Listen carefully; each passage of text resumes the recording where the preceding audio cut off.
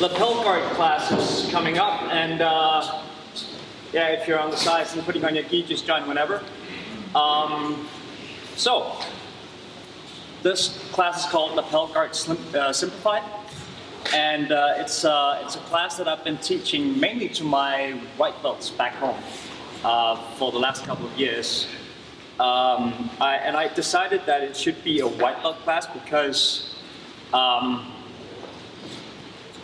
lapel guard, in my opinion, is something that when I roll, I use it to buy time. And for beginners, for white belts, buying time is important because white belts and blue belts are oftentimes getting smashed by bigger colored belts, more advanced guys. So if I can help them buy just a little bit of time to set up the techniques that they already know, they're way better off. And one of the things that we really want, us people who teach jiu-jitsu, is to keep people in the game. And I feel that buying time is a pretty big part of that. So, and I started playing a little bit of lapel guard because I'm a small guy as well. And besides the fact that it helps buying me time, it also is very effective at restricting my opponent's movements, which again helps me set up sweeps, submissions, get to the positions that I want. Because in my opinion, lapel guard is it's a very versatile tool. And when I first started looking into lapel guard, I was watching a lot of Keenan Cornelius. Does everybody know who Keenan Cornelius is? Yeah. And I was like, that looks easy. He makes it look very easy. So I started doing all the worm guard stuff and reverse pillow worm and ringworm and all the weird names they just got for it. And I could get the techniques to work. But when I got on, like, if I went for a sweep, for instance, and I was in worm guard, when I got up, I had a hard time actually unwrapping myself from the lapel, which kind of ruined it for me. It got too complicated. So I decided that I wanted to try to find a way to simplify it, which in my case started out with not wrapping myself in the lapel, just wrapping my opponent, because that gave me more freedom. So that's what we're going to be working a little bit with today. And I'm going to show a few of the things that I do. And I know that everybody's different. Not two body types are the same. Not two people are the same or have the same mindset of the same game.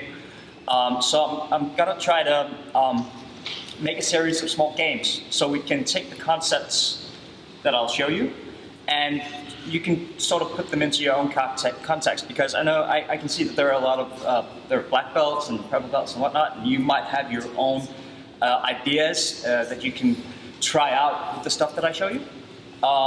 And I'll show the rest of you that might not have a huge technical roadmap yet, a couple of ideas that you can work with. Thomas? So, firstly, to be able to play lapel guard, we need to be able to open the lapel and actually get it out of the belt. Usually it happens by itself during a match, but we can't rely on that. So if this was a competition setting, my primary goal is to actually get the lapel open, and that's the first game we're going to play. What I like to do, and there are a gazillion ways that you can open the lapel, but what I like to do is I like to just cut my head and just put it inside and just quickly open it. I'm not going to grab it instantly. I just want it free. And from here on, I'd like to get a low grip. It's important that when I'm holding the lapel, this goes for pretty much every lapel position that you go to. If I grab it high and there's slack here, it's way easier for Thomas to actually rip this grip away. So I'm always going to grab it like without more than a couple of centimeters of slack, so he has nothing to grip down here. Okay? So I open it, I grip, and then, you know, there's this little triangle in the gi. this little stuff here, and I want that free because if I start doing lapel guard and I don't have enough fabric out of the belt, it can be a little bit difficult. It can be a little bit tight. So I'm just gonna do like a whiplash. Gonna do like this. Right there. And this, as you can see, this little triangle piece of cloth here is now free. So, go back. This is what we're gonna do. Just for a couple of minutes, you guys partner up, and we're just gonna play get the lapel. So open it, and when you open it, your opponent is gonna give you time to grab it correctly and do the whip thing, okay? Yeah? Everybody good with that? And we're gonna do 1, 2, clap. 1, 2.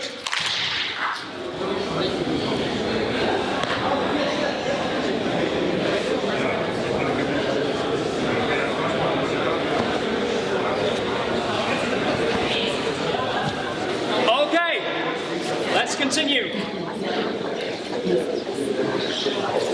Any questions? It's fairly simple. I use this as a warm-up drill as well.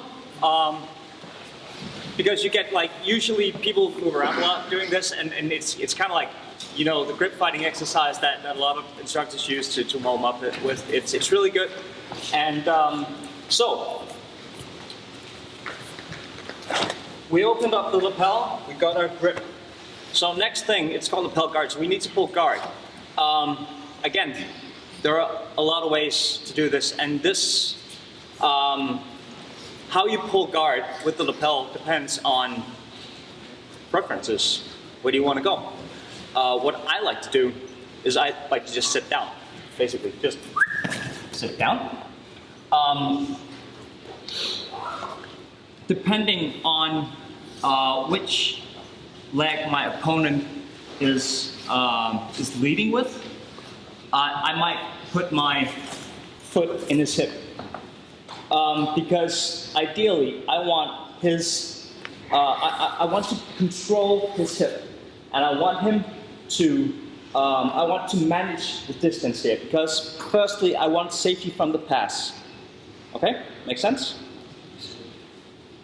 So, to set up the first initial position, oh sorry, I'm gonna move my left leg behind his ankle. I'm gonna push on his hip, and I'm gonna pull his leg forward, like that. I'm gonna sit up, and I'm gonna feed the lapel. So again, standing up, I sit down, I put my foot in his hip, and my left foot is coming behind his, that's your right foot. I push and I pull. Sit up and feed the lapel. And sometimes you might end up with your foot on the inside, but try to navigate it to the outside for now. So when we're here, immediately I want my right hand to slide up the lapel. And now I want my distance management leg to work again. So I put my foot directly above his knee and I push to stretch him out. See, this is the first concept. This is, I sort of divide my lapel guard into two parts. This is kind of like, I call this the, I don't know if it has a name. I call it just the cross side because it's like across the body. Across. And the other one that we're going to be working with a little bit later, same side. So same side and cross. But for now, we just do grab the lapel, sit down, foot in the hip, left foot behind his foot, push and pull.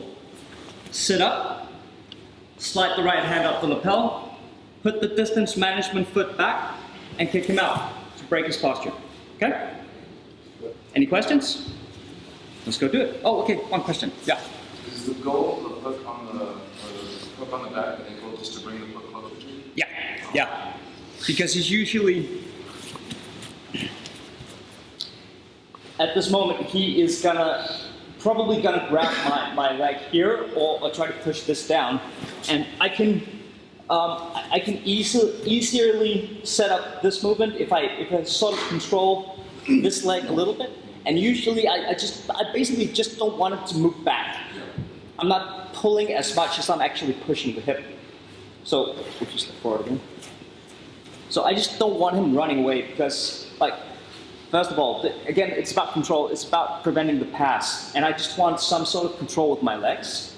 So I mainly push. Then I can start sitting up. Does it make sense? Okay. So you don't need to pull the leg towards you. You make him take a step back. I do the pulling motion, but mainly just to keep tension. Yeah. Okay? Let's do it. 1, 2. God.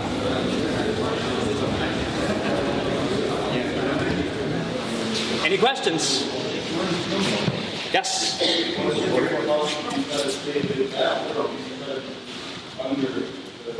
I mainly try to be under my body.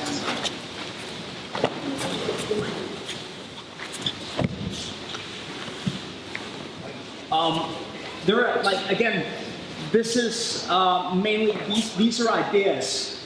And what I like to do is not particularly catered to white belts, because I'm actually gonna go Della X from here and start switching grips and stuff like that. But it doesn't really matter. As long as you break his posture, you have options. I'd like to do a very short game from here. And we're gonna start by just being here, feeding the lapel, and once you feed the lapel, your opponent is going to try to pass. One tip, when you place your foot on his thigh, above his knee, he is probably going to try to remove that foot because he doesn't like getting his posture broken. So you have to be aware of that, because when I put my foot here and he starts going for my foot, he is giving me probably the best grip ever. I try to think of him as a table with 4 legs. And now I'm in a position to take away 2 of the legs. I can, with this grip, I can pull, I push with my leg, and now he falls. And I have the lapel under the leg, so he cannot really retain his guard. He's basically stuck. Just one thing to be aware of when we play this little game, that if you can get that grip, it's really, really good, and you don't let it go. So again, I'm gonna give you 2 minutes on top, 2 minutes on bottom, feed the lapel, and from here, we go. Okay? It's not sparring, and basically you want your partner to have some success. It's not supposed to be too easy, but it's not supposed to be impossible. So if you're a black belt going with a white belt, please give him a chance. Okay? Everybody good? 1, 2.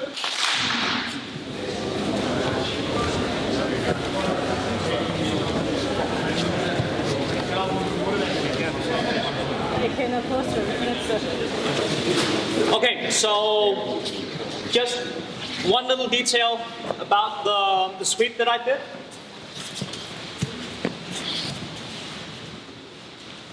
When I'm here and he grabs my pants or grabs my shins, doesn't matter. 2 things. If he grabs my pants instead of just holding my shin, I don't have to break the grip, but I like doing it anyway because I want as much control as possible. So I'm just gonna kick out and put my foot back.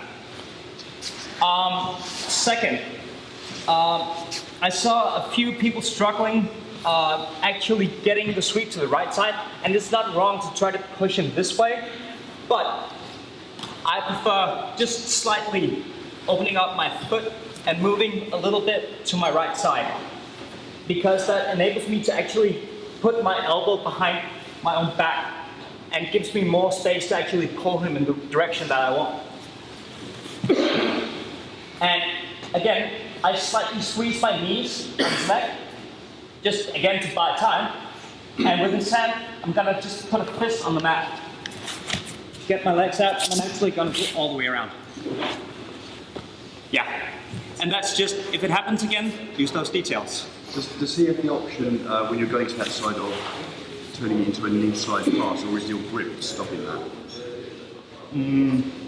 Let's see.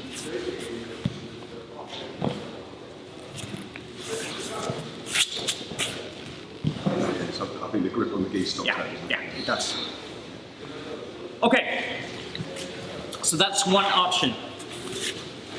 Another option. Does anybody here not know how to do a technical stand-up? One guy. We need to do it for that one guy. So please everybody just sit down, and we're just gonna do a technical stand-up. I'm gonna take my left foot, and I'm gonna use my left foot and my right hand behind me to lift my hip off the ground. And I'm gonna take my right leg under and do this. Okay? Lifting my hip off the ground, getting my right leg behind me, slightly moving away. We're gonna use that motion to set up a single leg position. So again, we're in the cross-line lapel guard. I take away his posture. When he is moving back up, because he doesn't want to be down here because it's dangerous. When he starts moving back up, I'm gonna move my left foot back out, post on the mat, lift my hip, step back, and go for a diagonal.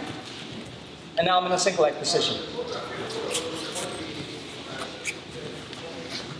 So again, breaking his posture. When he decides to go back up, moving my left foot up, posting right hand on the mat, lifting my hip, stepping back, and grabbing the ankle.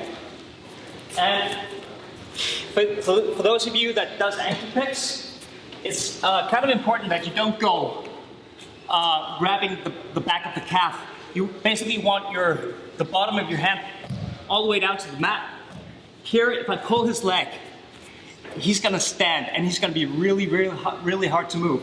But if I actually slap the back of my hand to the mat, I can move his foot.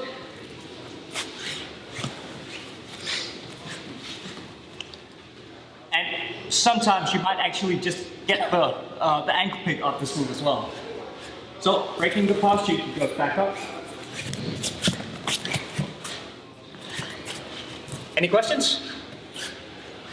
I'm sure most of you have a way to finish the single leg, so be creative with that as well. Just try to finish it if you can. If you have questions about finishing the single leg, just call me over. Okay? 1, 2.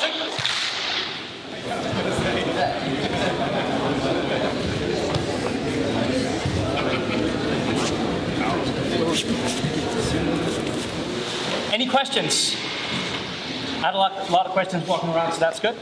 And somebody came up to me and said, "This is a purple belt question. I don't know if it works. Usually, it doesn't work when a black belt looks at it. But as long as you have this, when you're standing, this is a lifeline. And I can even get my guard passed and start working with this for escapes, sometimes submissions, mostly escapes. But just don't let go of this. If you really want to get good at this, just don't let go. Okay, so we did the single leg stuff. Time dictates that we're gonna switch to some same side stuff. So sometimes, maybe during a match, everything comes open and I can grab the other side of his gi top. And the techniques are basically the same, but there's a difference in the way that the pull works. So when I do the cross side, it's more of a pull. Like I said, I kind of switch my hip when I break his posture, and I kind of pull him away from me. When I do the same side, it's more of a direct pull down. I do the same stuff. Like, the only difference is now I have the same side lapel. I slide the hand up, I kick the leg out, Same rule applies. If he grabs my leg or grabs my shin, I'm still gonna grab this, and this is still gonna work. But I have another option for taking him down when I break his posture. He's gonna, what I've found through sparring is that people are more inclined to really try to stand back up when I break their posture directly down, because it just feels hard. So I'm gonna pull him into me, and when he pulls back up, I'm gonna trap his leg, back up. When he gets back up, I trap his leg, and I put my hip forward, and I push. And I put my knee directly up into a knee cut. And this is just a control position. I can stay here for a fairly long time because I have complete control of this leg. So that I don't necessarily go for the knee cut, even though you can.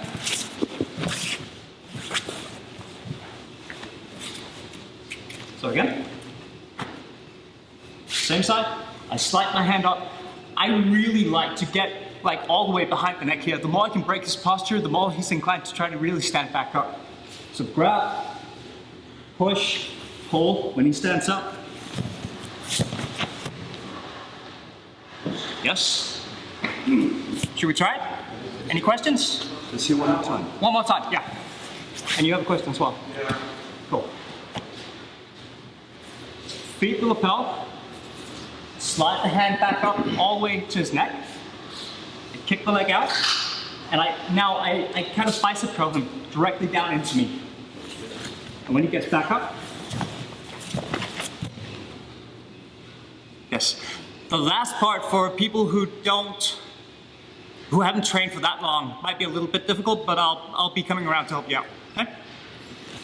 You had a question? Yeah, I was going to ask you the last one. When is the exact moment you want to push him?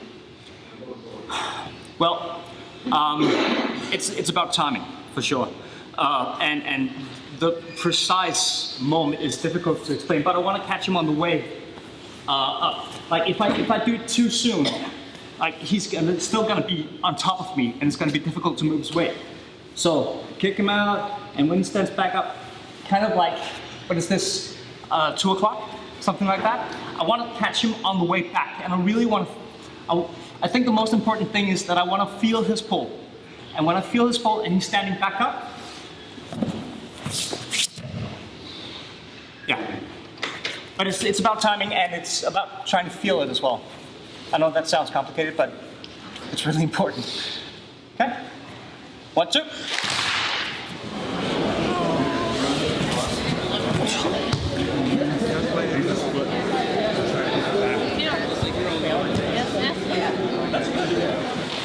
Any questions? Yes. It was weird.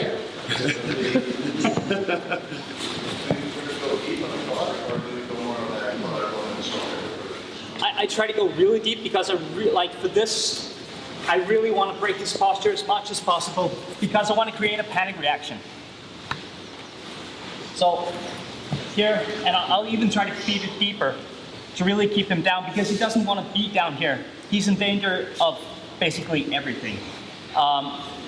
So I want him to try to stand back up, and I feel, this is just my personal opinion, I feel that the more I break his posture, and this is the thing, I break his posture and I break it hard, but I'm also gonna let him go. Because if I just keep him down, he's not gonna be able to stand back up. So you gotta give some to get some. Make sense? Yeah? Yeah?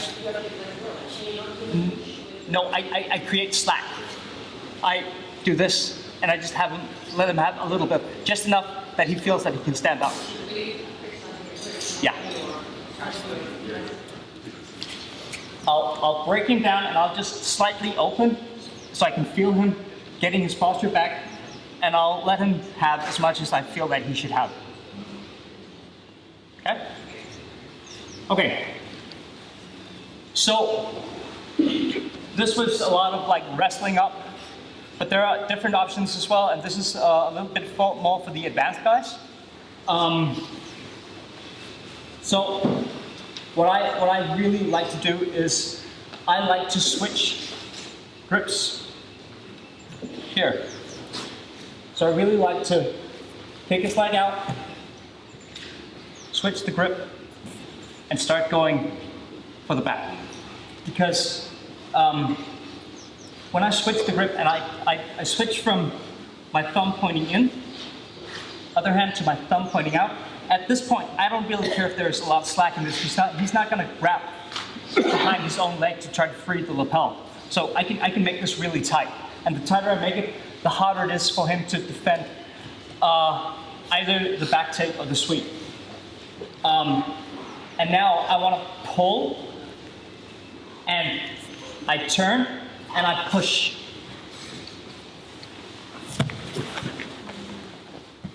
And I can take it back.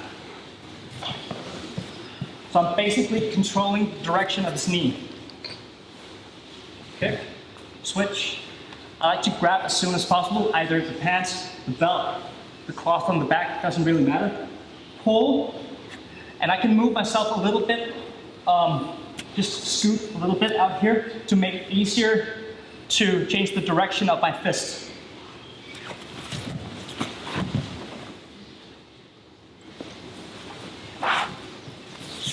Sometimes if he senses the back take coming, if he senses it coming, he's not gonna expose his back. So I have to move around if you just keep moving around. And he might try to fight this leg as well. So I'm just gonna insert my belly heel. And I might not get the back, but I'm gonna get the sweep. And again, I'm never letting go of this grip. He has no guard retention here. And I can just basically do whatever I want.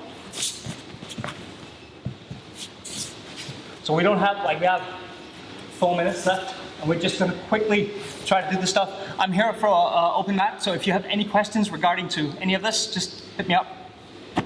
Again, grabbing, taking the leg out, switching the grip, grabbing the pants, and moving, pulling, pushing. I put my right leg behind his knee, sit him down, and I take it back.